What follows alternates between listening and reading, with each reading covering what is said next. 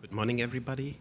I'm coming from the company ALACRiS Theranostics, located in Berlin. And our purpose is, as the title already says, that we want to develop a kind of virtual patient model. So one big problem that we always observe is that a lot of drugs with which patients are treated are working only in a subgroup of the patients, but are not working for several patients who got this drug. So therefore, there is a large amount of patients that are treated with the wrong drug, and sometimes this has even worse effect, so that the people also suffer from taking this drug due to adverse drug reactions. And this is not only a problem for the patient, it is also a problem for the healthcare system, because it also produces costs and so on and so forth. So our goal is to find new ways to identify the right drug for the right patient. And this at the moment in the area of cancer.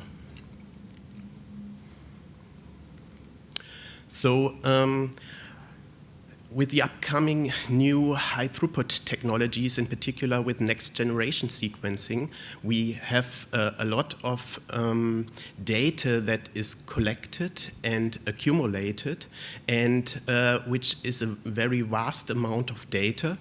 But the problem is, how do we interpret this? How do we put all this complex data together and identify the pieces of this data that really can help to identify a right treatment prediction for a particular patient. And for this, we have always the big question, how can we get from this big data to a kind of smart data? So how can we translate this large amount of data into a prediction, for example? And there are several ways how to do this. For example, we can do this with statistical approaches or machine learning approaches, where you identify, for example, signatures within the data that can be used as a marker to predict the possible outcome. What we are looking at are mechanistic models. So we want to use the information about the biological systems that is already available in the scientific literature to build mechanistic models to predict the expected outcome. And for this, we are following this way for personalized medicine, where we collect information from cancer patients. So we collect the blood sample and the tumor biopsy. And from this, we are doing next-generation sequencing. So we identify which mutations does the cancer patient have. So we are looking for somatic mutations and germline mutations.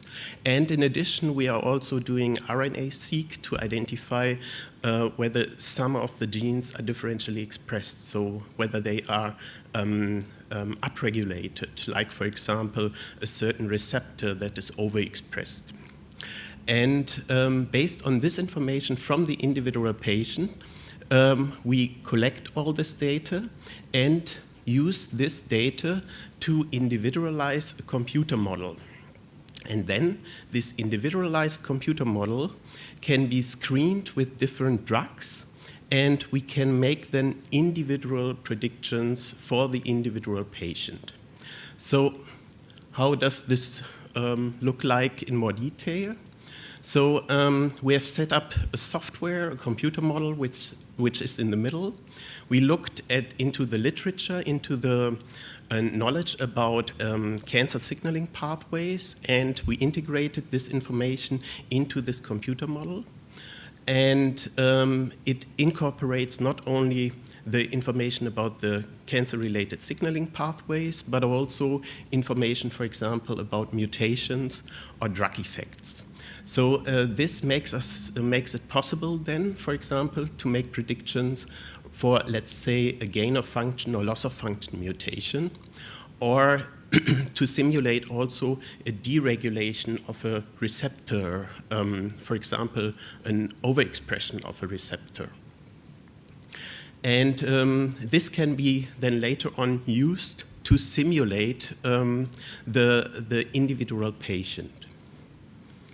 For this, we have worked a lot on the literature. So we went through the literature and collected information about, at the moment, 49 signaling pathways.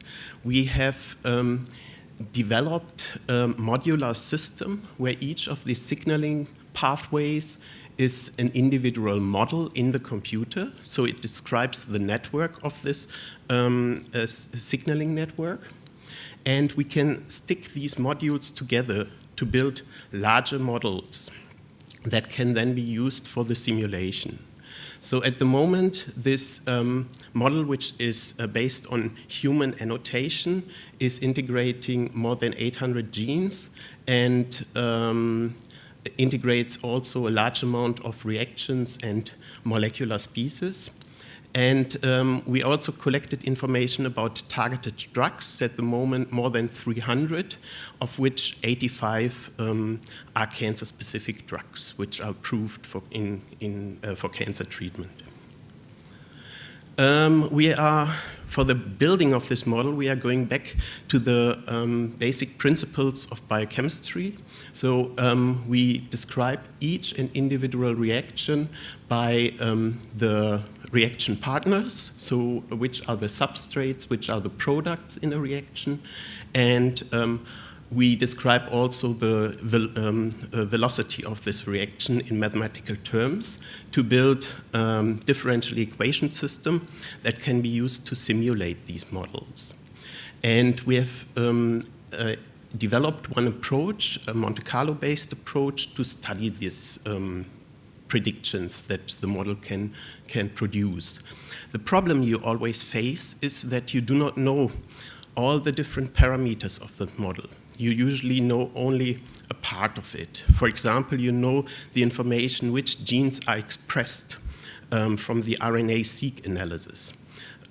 You further know maybe which mutation you have observed in your tumor sample. This is the information that you can integrate in the model, but other kinetic parameters, for example, that are not known. And for this, we implemented this kind of Monte Carlo simulation where we sampled the kinetic parameters and then introduce, for example, a treatment, like a drug treatment, or a treatment in this sense could also be a mutation or something like this. And then you simulate this model and do this with different sampled kinetic parameter sets, once for the control and once for the treatment.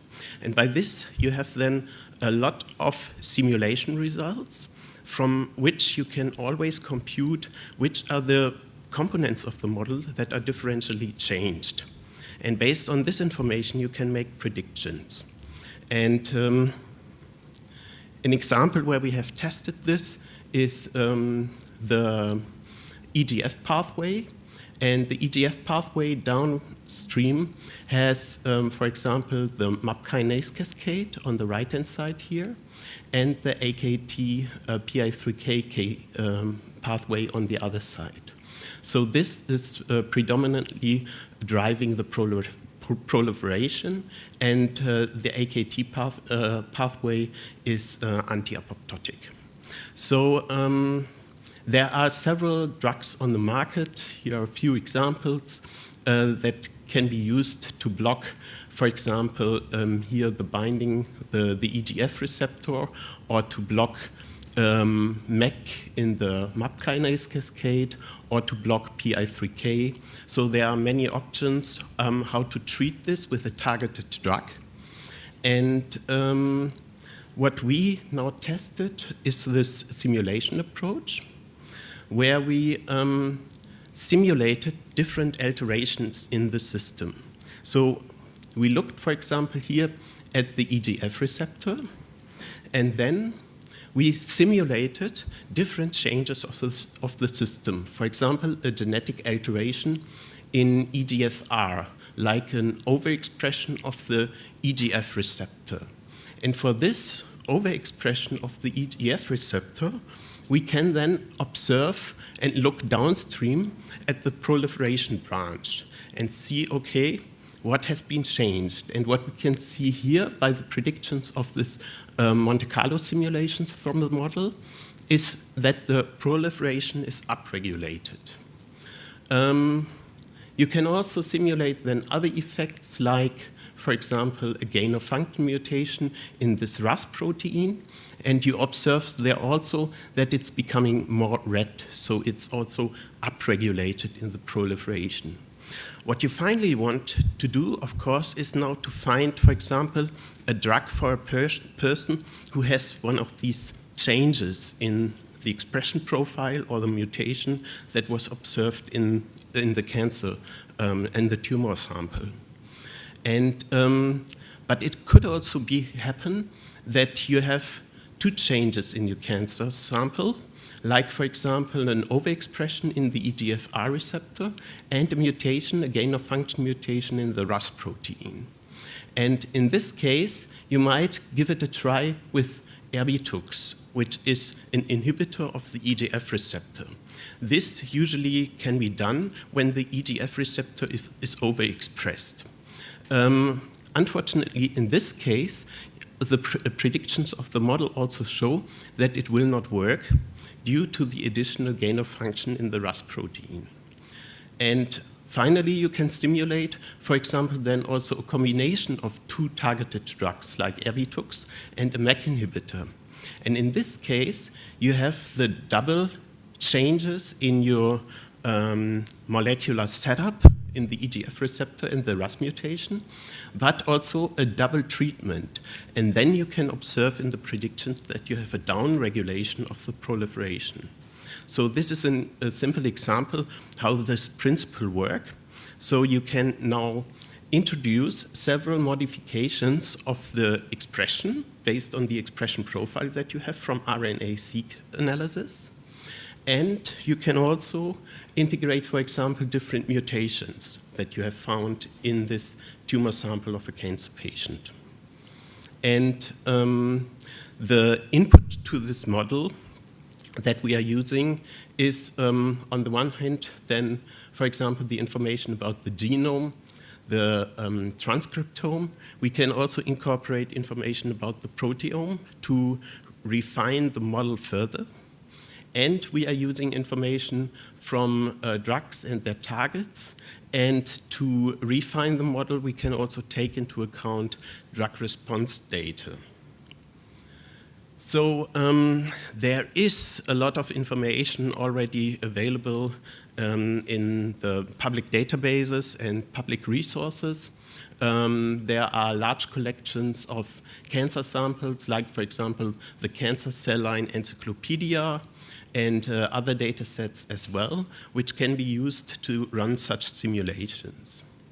And here is an example where we had used data from the CCLE data set to run the drug response curves. So we simulated different drug concentrations with the model, and what you can see is the experimental data that was found in the analysis of the CCLE cell lines. And you also see the simulations of the drug response that was predicted by the model. So this is what is possible. Of course, this is not perfect at the moment, so we are still working on to improve the quality of the model by integrating further data, further information that we get from drug screenings and also proteomics analysis to train the model and improve the quality of the model. So what could a prediction of this look like? This diagram is a so-called Sankei diagram. What you see on the left-hand side are the different signaling modules that are upstream in the signaling cascade. So they are the receptors and the receptor ligand binding that is then downstream signaled to the intermediate signaling modules, and at the end we have downstream modules like AP1 or the MYC signaling pathway, which are downstream markers that can be used as a kind of readout for the model to predict the proliferation rate. And here we show that when you have a certain tumor state, you have an upregulation in some of these signaling pathways, which is highlighted here in red.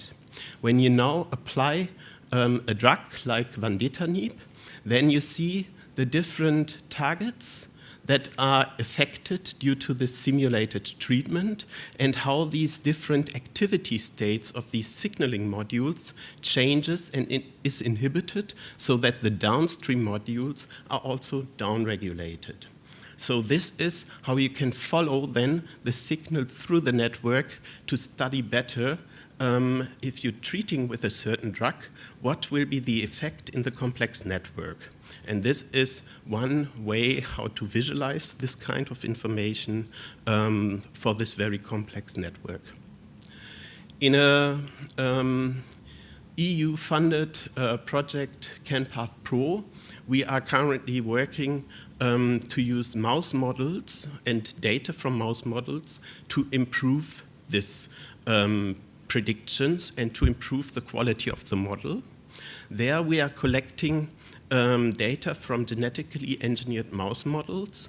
We are collecting expression data, mutation data, proteomics data, and phosphoproteomics data, and from the same samples. And this will help us then to map changes in the transcriptome to the proteome to the phosphoproteome to identify what is the effect of a change due to a mutation, for example, on the change of the activity of the different signaling molecules. And for this, we are taking the model and the data that we have, and we are using mathematical optimization strategies and simulations to improve the model, and then to generate model hypotheses. So we are simulating then several perturbations of the model to identify what can be changed. And based on this, we derive some hypotheses that later on can be validated then experimentally in the wet lab. And the new data can be used once again to refine the model again. And at the moment, we are in the process of collecting all this different data, and we are looking not only at the mouse data itself, but we are also looking at mouse-derived cell lines, so that we can do drug testing, for example, on the cell lines to see whether our model is right or wrong. And we can use also then the predictions of this drug module to improve the quality of the model by additional training of the model based on the experimental data. And essential, of course, is a large amount of data that we have to use. And this is what we are collecting, as I mentioned already, with RNA-seq, with identification of mutations, with mass spec proteomics analysis and phosphoproteomics analysis. Together, all this information to improve the quality of the model. In the end, we want to set up a platform where you can perform, of course, the different omics analysis, like NGS analysis or SWOT MS analysis, where you have also access to different pathway information and available omics data, and where you also have access to the predictive model, so that you can run in silico predictions using this approach to generate testable hypotheses that can later on be tested in the laboratory, for example. So this should help then, on the one hand, the scientist to develop new hypotheses, but on the other hand, also give us the chance to individualize the model and then make predictions for the individual patient. The CanPath Pro project is a cooperation of several European institutes, and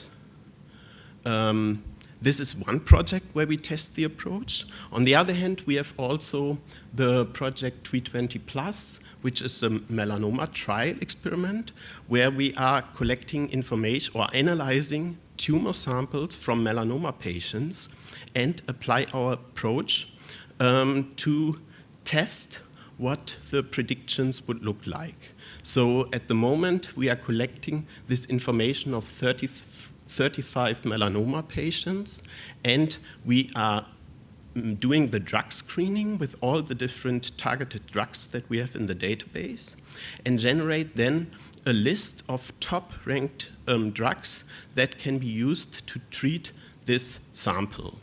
And that is one approach where we follow this approach to improve or to show how would this model behave in a clinical context.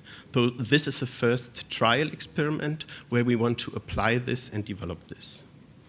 Last but not least, all the developments were funded by different, several funding agencies, and in particular also in an OncoTrack project, an IMI project, the first version of this model was developed. Yeah.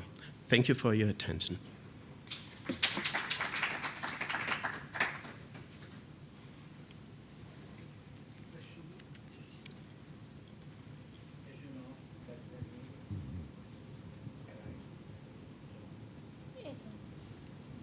Yes. The cancer is a very changing, dynamic sickness. It changes with time, and a strong heterogeneous too. How do you cope with this type of things? Yeah, this is of course a problem. You have only are looking at a specific time point of your cancer sample. This is clear. Of course, you have to reapply this approach then later on also when the cancer is changing. So let's assume you have a cancer analyzed and you identified a certain drug that might work in the first place, but later on you have a relapse. Then you have to rerun this approach, of course, again. For example, to analyze this patient and find a new strategy, but you have the chance to compare then the first predictions and behavior of your model with the new predictions of the model. So you might observe what has been changed in the activity of these pathways. You need a new biopsy? Yes, yes. That's the problem, though. This is a problem. Why don't you circulate tumor cells? Using CTCs, circulating tumor cells. This could be an option, circulating tumor cells. Also could be an option. Very good option, in my opinion. Yeah.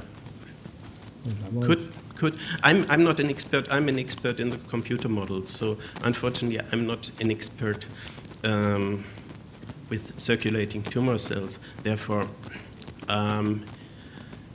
it could be an option, but one has to test it really, whether it could work or not.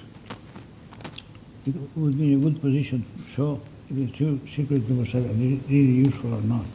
Excuse me, I didn't get it. Can you repeat, Jacin? Ask you to repeat. You would be in a good position to demonstrate if the circulating tumor cells are useful or not. Yeah. If you have to choose them properly, because we are a partner in a project where this is also analyzed. Yes. If you use the cell search, it would be wrong because there's only one type of circulating tumor cells. You have to use the Warburg effect for determining was a cell cancer or cyst, and then you have them all. Mm-hmm. May I comment on this? I think if you are focusing just on the circulating tumor cells, you are somehow missing the heterogeneity of the tumor, which is something which is also somehow missing in your model. You will see the most prominent mutations, you will find something on this.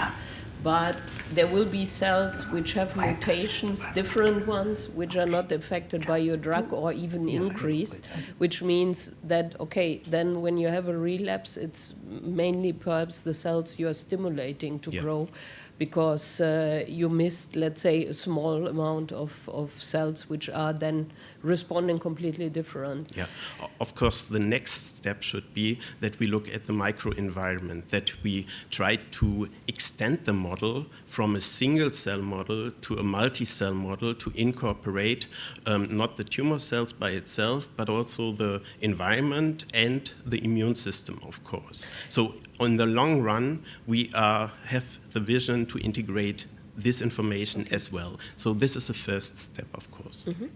Are there more questions? No problem. Thank you. Very interesting presentation. I was just curious, getting to this timing and background, are there any plans to integrate this into more prospective studies of healthy individuals, so in particular types, so that you can see in future, if a cancer develops, you have that background model already, just to point out specific changes?